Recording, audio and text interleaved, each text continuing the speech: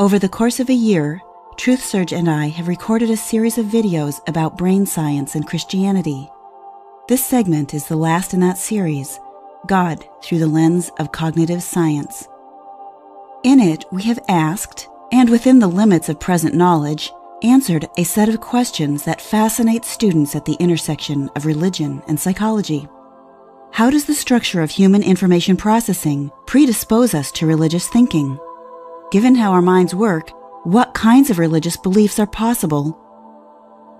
And what kinds are we immune to? How do we know what we know? What gives us a feeling of certainty? What is the relation between reason, evidence, and our sense of knowing? How do conversion experiences work? What makes religious conversion transformative? How do beliefs get transmitted from one person to another? How does our social context influence or even control our religious beliefs?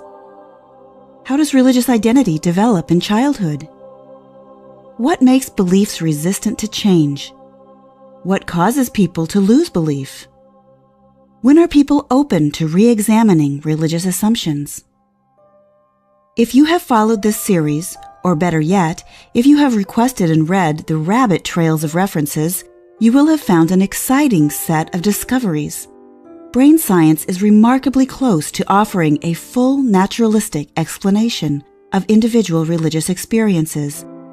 Everything from certain belief to moral indignation, to mystical rapture, to spiritual transformation.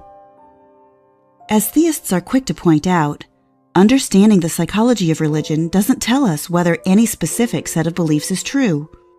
I might believe in a pantheon of supernatural beings for all the wrong reasons, and they might still exist.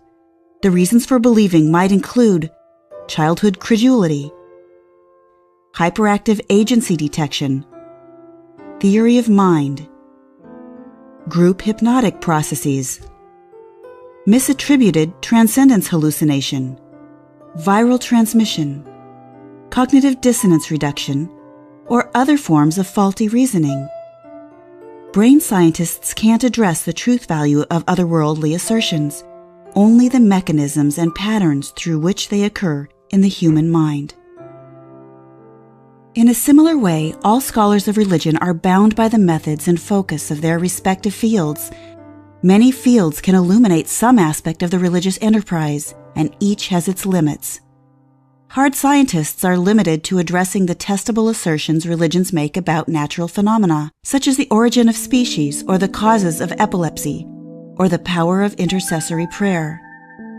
Historians, aided by linguists and archaeologists, can excavate the history of a set of ideas, but, except where theologians make historical assertions, they too cannot answer whether these ideas are factually correct. Sociologists and anthropologists can examine the patterns and impact of belief on a tribe or society. For example, they are uniquely able to assess claims that religious belief increases love and joy, or decreases crime. Philosophers and ethicists examine the rational and moral qualities of religious beliefs. They can evaluate internal coherence, or the virtue of a belief system as it relates to a set of universal ethical principles. All of these are questions that lay outside the domain of brain science, which, as I said earlier, limits itself to the subjective experience of the individual and the correlates of that experience in neurological phenomena. Western religions, especially Christianity and Islam, focus on right belief as the path to holiness and heaven. But scholarship in the fields I have mentioned, science, linguistics, archaeology, sociology, anthropology, and philosophy, taken together, shows us that most knowledge claims made by these religions are weak. They contradict science, appear historically unlikely, and fail to live up to the claim of moral authority. A vast preponderance of evidence suggests that the Abrahamic religions are a stew of fact and falsehood and moral contradictions. Cognitive science comes into play when we try to understand why hundreds of millions of people believe despite the mound of evidence to the contrary. Cognitive research offers what is rapidly becoming a sufficient explanation for the phenomenon of belief, and religious belief in particular, and that includes most traditional forms of Christianity. More and more we can explain Christian belief with the same set of principles that explain supernaturalism generally.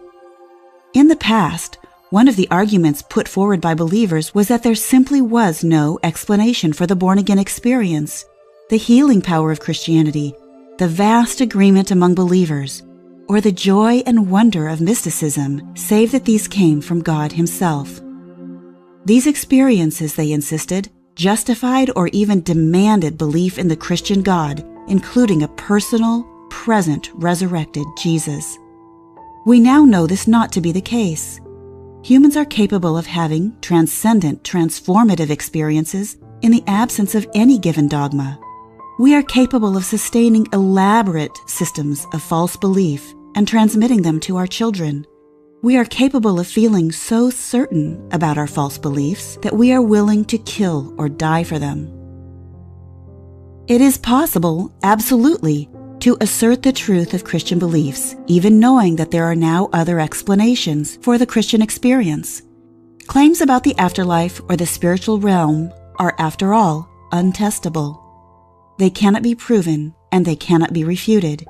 When it comes to beliefs about the world to come, literally anything goes. It is also quite possible to assert that the Christian experience has unique supernatural causes.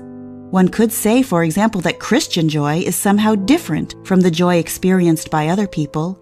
It alone has both material causes, meaning social, physiological, and psychological causes, and other supernatural causes, the indwelling experience of the Holy Spirit. But this kind of claim puts a defender of faith in an awkward position, one that is at odds with how cause and effect explanations usually work.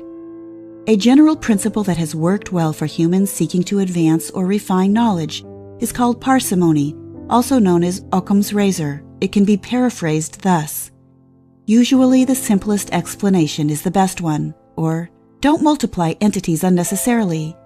If we can predict storms by looking at barometric pressure and cloud formations, then there is no need to posit the existence of storm spirits or angry ancestors causing us trouble. If we can predict that an electric light will come on when a circuit is completed, we don't need to talk about the additional but undetectable flow of magic that makes the whole thing work.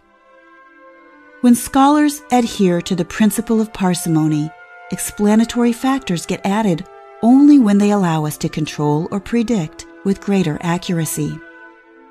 In every field of human knowledge except theology, if we can find a sufficient explanation within nature's matrix, we don't look outside. We no longer, for example, posit that demons are involved in seizures or bubonic plague. It's not that we know for sure that the demon explanation is wrong, simply that it is unnecessary for predicting or treating seizures and infections. What does all of this imply for the future of religious studies? Simply that supernatural explanations for religious experience are becoming unnecessary. 18th century French mathematician and astronomer Pierre-Simon Laplace wrote a volume on the movement of the heavenly bodies. When asked by Emperor Napoleon why he had not mentioned God in his treatise, he explained, "I had no need of that hypothesis." Modern scholars of religion, more and more, find themselves echoing the words of Laplace. We have no need of that hypothesis.